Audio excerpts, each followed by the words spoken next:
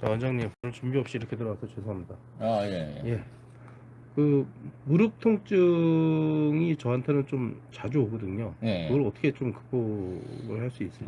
사실 뭐, 이제, 나도 이제 나이가 있고, 이게 생활하다 보면, 나도 사실 그렇게 아주 건강한 스타일이 아니에요. 내가 원래는, 원래 몸이 좀 이렇게 허약한 편에 속했는데, 특히 이제 한 40대에 굉장히 건강도 많이 잃었었던 기억이 있다고 내가 얘기를 한 적이 있고, 그래서 지금 사실은 내가 이 떨어진 건강을 지금 몸을 단련해 가지고 지금 현재 상태로 올려놓은 거거든요.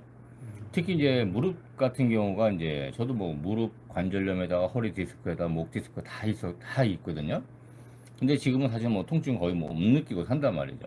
그래서 오늘은 그러면 과연 무릎 관절염, 오늘 무릎만 먼저 얘기하면 무릎 관절염을 그러면 반드시 수술을 해야 되느냐? 수술 안 하고 이겨내거나 아니면 무릎 관절염이 진행하는 것을 예방하는 방법이 없나? 그런 거 한번 말씀드려 볼게요. 저도 지금 그 무릎 엑스를 찍어보면 그 관절에 그 반월상 연골이라고 물렁뼈가 있어요. 그것도 많이 달아 있고, 그 다음에 뼈 모양도 바뀌어 있고, 그래서 그 통증이 시작한 게 이제 30대 중반부터 시작을 했거든요. 사실 너무 이제 젊어서부터 무릎이 안 좋았는데, 그거 원인은 그 20대 때 운동을 전혀 안 한 거예요. 학교 다니고, 뭐 병원 생활하고 하면서 운동을 하나도 안 하고, 그러다 보니까 이제 군대 가서 훈련해서 행군을 하잖아요. 네. 그러고 나서부터 이제 무릎이 이제 확 나빠지기 시작한 네, 거예요. 네. 그게 지금 한 30년 이상 이렇게 오는 거예요. 그게 이제 40대고 50대고 하니까 점점 더 진행을 하더라고요. 예. 음. 그래서 이제 평지 걸을 때 잘 모르는데 예. 계단 올라갈 때나 계단 내려갈 때 시큰시큰거리고 그럼 앉았다 일어날 때 소리 나고 그 다음에 뭐 또 자세가 좀 불편하거나 그러면 무릎에서 시큰거리고 통증이 오고 이런 것들이 이제 무릎 퇴행성 관절염 증상이거든요. 그러면 이제 제가 정형외과 의사니까 제 스스로 몸을 고쳐야 되잖아요. 예.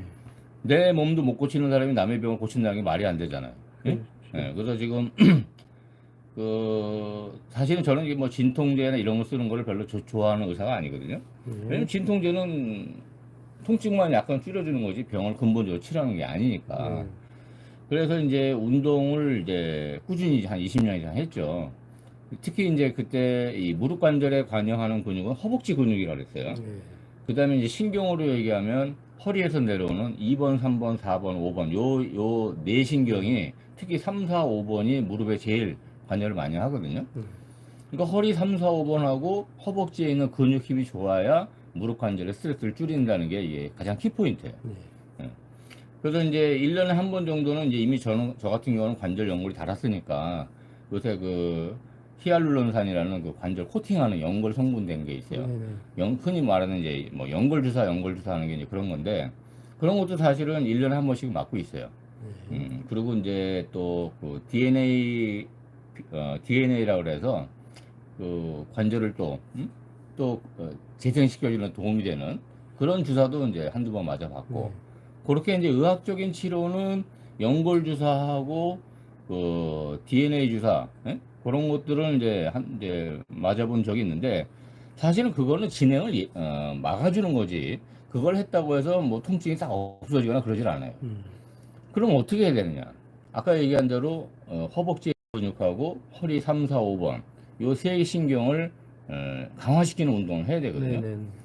근데 이제 뭐 허벅지 강화하는 운동은 뭐 헬스장에서도 기구를 이용할 수도 있고 그 다음에 뭐 발목에 추를 걸어서 할 수도 있고 이런 거는 제가 앞서 설명을 했는데 오늘 그러면 딱 한 가지만 제가 얘기하라 그러면 지난번에 그 허리 신경 도수 치료법 얘기할 때 발가락을 쫙 폈다가 발가락을 또 구부렸다가 이걸 얘기했잖아요. 요게 허리 4번, 5번 하고 꼬리뼈 신경을 강화시키는 신경 운동이다. 그렇게 말씀드렸죠. 그러면 이 허벅지 안쪽은 허리 3번 신경에 가고요.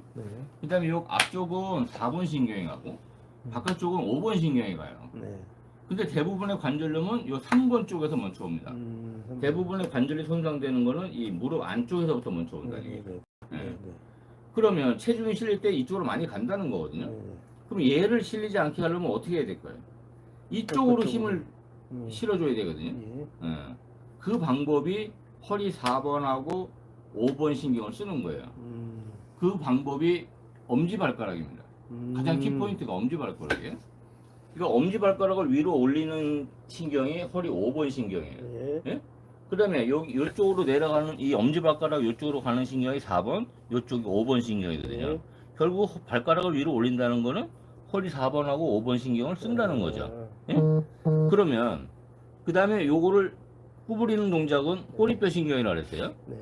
결국은 이 꼬리뼈 신경은 무릎 뒤로 가거든요. 네. 안쪽으로 가야 될 체중을 바깥쪽하고 뒤쪽으로 분산시켜 주는 거죠. 그러니까 걸을 때 발가락으로 땅을 딱 짚는 이런 동작을 하는 거예요. 특히 엄지발가락에 힘을 제일 많이 줘요. 엄지발가락에 힘을 주는 순간 이쪽으로 가는 이 무릎 안쪽보다는 이 바깥쪽하고 뒤쪽으로 힘이 가거든요. 결국 체중을 분산시키는 거예요. 근데 사실은 이걸로 제가 굉장히 효과를 많이 봤어요. 그리고 환자분들한테도 이걸 많이 추천하고 있고. 그러니까 완전히 무릎 관절이 다 망가져서 일상생활을 못할 사람들은 인공관절 수술을 하든지 해야 되겠죠.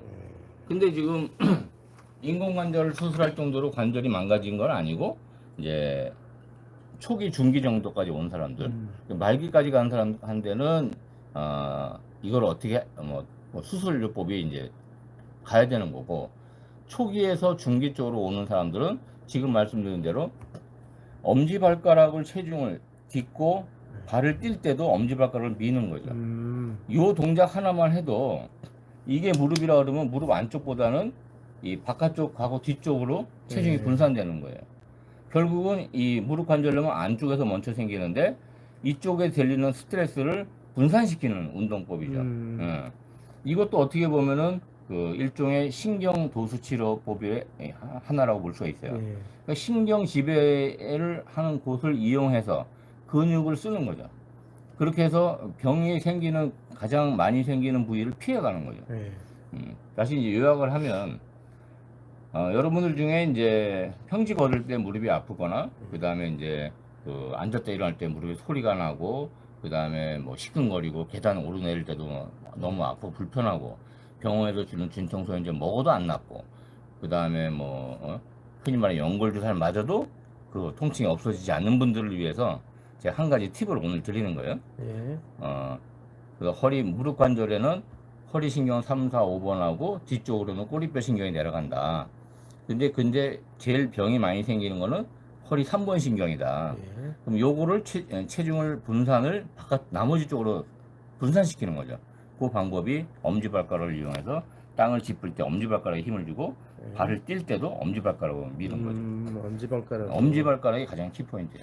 요걸 하게 되면 무릎 통증이 거의 절반은 줄어들고, 그 다음에 또 한 가지는 지난번에 얘기한 대로 평상시 걸을 때 무릎을 5cm나 10cm 정도만 조금만 높게 되는 거죠.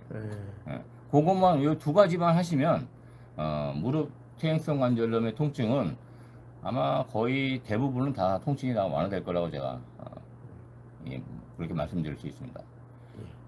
오늘 뭐 저 라이브로 방송했는데 오늘 간단히 하겠습니다. 네, 감사합니다. 네.